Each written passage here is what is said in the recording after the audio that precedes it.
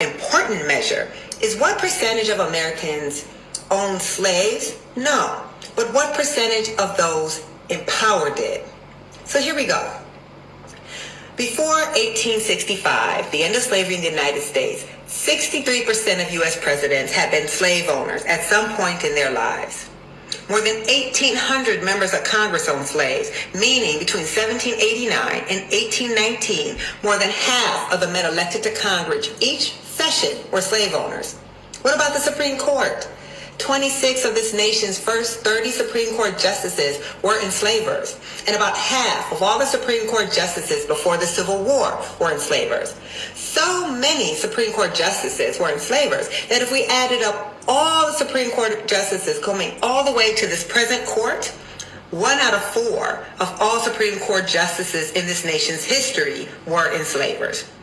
I mean, let's just look at our money. All but one of the people on our cash currency engaged in African slavery. Look at the $1 bill, $2 bill, 10, 20, 50, 100. All these men engaged in slavery. It's weird that we didn't value all those non-slave holding white people enough to put them on our money. The majority of the most powerful men in this country, the men who made the federal laws, interpreted the laws, and enforced the laws, built their wealth on African slavery. And I assure you, that number says much more about the country we inhabit than that 2%. But let's not stop there, because even limiting the boundaries of the conversation to those who owned other human beings is highly misleading. Much like technology today, slavery in the United States was a national endeavor that undergirded not just our political system, but our entire economy. During the height of slavery, it was not the Northeast, Boston or New York, but the Mississippi River Valley in the Deep South that had more millionaires per capita than anywhere in the nation.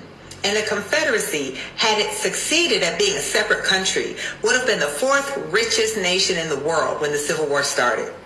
Enslaved people in the U.S. produced 7/8 of the world's cotton supply, and slave-grown cotton constituted 50% of all U.S. exports, making it the #1 export in America. And the North was completely intertwined in slavery, so much so that at the start of the Civil War, New York City actually considered seceding from the Union because the economy of the nation's trade capital was so heavily reliant on slavery. White enslavers financed their operations through New York banks, protected their enslaved property through New York insurance companies, and transported their slave-grown cotton on New York ships, flooding $200 million into New York's economy every year.